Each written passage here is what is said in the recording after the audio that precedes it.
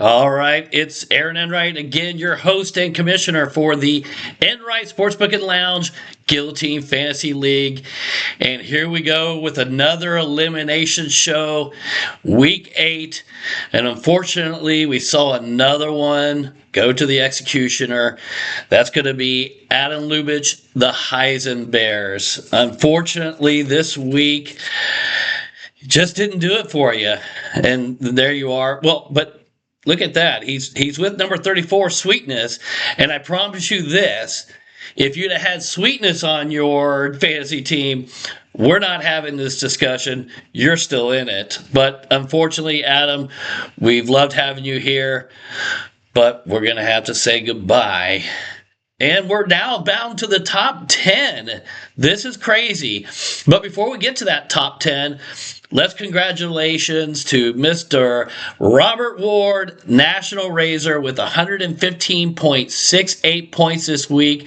This coming off after a celebration of his 50th birthday just this last week on Tuesday. So another happy birthday present to you. You got that. And here's the crazy thing. He scored that 115.68 with Rico Dowdle scoring 5.4 and Darnell Mooney with 1.6. But again, when you got Bo Nix at 24.78, Troy Franklin, that looks to be like a nice little pitch and catch combo there in Denver. He scored 23.9, and then Barkley went off with 39.4. So again, congratulations, Rob. You are this week's winner, but again, it comes with no glory because we're right back at 0 this week. But before we take a look at anything else, let's look at that top 10. We're in the top 10. So for all of you that's on this list, congratulations. You've made it. We're on that final stretch. We're almost like that halfway mark. And let's take a look at this top scoring. So at number 1, Jason Sims and the Bears, 823.18 points total for the year. Doing a great job. Also, if you take a look at how much money, he has the most money to spend. So he's the team to beat right now. Look out. Number 2, the Gremlins at 761.56 points. Jennifer, who we know is managing the team with her husband, Jeremy, who's just kind of watching. Kidding. They've done an amazing job. 761.56. And then number 3, Houday the Blowfish, 758.96 points. Doing a great job, John Jordan. Had a great time with you on the Bulls game on Monday. Fantastic time. Number 4, that team we just talked about having high points. There's a reason why he's there. Rob Ward, National Razor, 751.38. And then number 5, rounding out that top 5, Daddy Mike, 743.32. Now let's look at the bottom 2. Wish we didn't have to do that, because I see somebody on there, a couple of people I know. Number 9, Danimaniacs, Dan Ray with 655.12 points. But who cares? You're still in there. You still can fight. You made some good pickups this week. It's another week. And then, I don't know what this guy's doing. This number 10, Uncle Dude Abides. Just discussing 639.38 points. How does this guy even survive? How is he even in this league? Does anyone know? Anyone? No one knows, but he is. And he's going to keep fighting. Hopefully he can survive this week. So, all right. Well, again, it doesn't make a difference. All you have to do is survive, and I have done that. All right. Let's talk about the big spenders this week. We are a spending full league.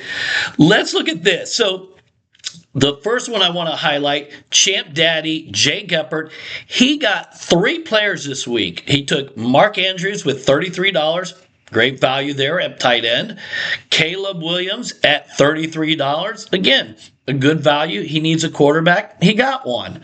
And then George Pickens at 107. I think George Pickens at 107, regardless with CeeDee Lamb, because I think Pickens was playing good while, before CeeDee Lamb went down. He obviously played really great while he was gone. But this is a solid pickup at $107. So he spent $173 this week. He has $269 left in his little account. Next, Houday and the Blowfish, who, let's just stop and recognize, tomorrow is his 44th birthday. Happy birthday to you, John. Welcome to the league. Welcome to your 45th birthday. Happy birthday to you, buddy. He spent $350, so he's getting himself an early birthday present with Devon Achane. And so he's actually our first team under $100. So you went all out. I don't blame you. You got $52 left for the rest of the season, so I hope you really love your team. And it's done great, right? You're at the third most high in scored points. Let's see how that lasts you for the rest of the year. And then the Gremlins. The Gremlins have been sitting around just waiting, plotting, and then they went and spent. They spent $465 on CMC. Christian McCaffrey. An incredible amount to spend. Look, he's a great running back. Has he performed like he has in the past? Not so much, but again, I think they're starting to get some of their players back there in San Francisco. He'll be just fine. Let's hope.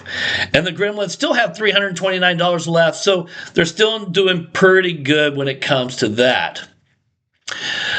All right, last thing that really is the projections. I wanted to point this out because if you take a look at the projections for this week, we have Queen of Hearts at 73. We have Dana Maniacs at 85.1. Yours truly, Uncle Dude, at 87.52. And then National Razor at 88.56. This are the four people that are at the sports book every Sunday. We always watch the football games together, which, by the way, any and everybody in the league is invited. You come to the Enright Sportsbook on Sunday. It's so much fun. But here we are, the four that are projected the lowest, and we'll be watching football again this Sunday. Hopefully, rooting that none of us get eliminated, but not a good start. All right. Well, we have some bye weeks. Again, we got the Browns, the Buccaneers, the Eagles, and the Jets all on bye week. I hate to say it, but the Queen of Hearts, who has been relying on that Eagle offenses, and even the National Razor had Barkley in there. They're going to have to find some replacements for that. And again, Week 9 starts tomorrow. Ravens and Dolphins, good luck.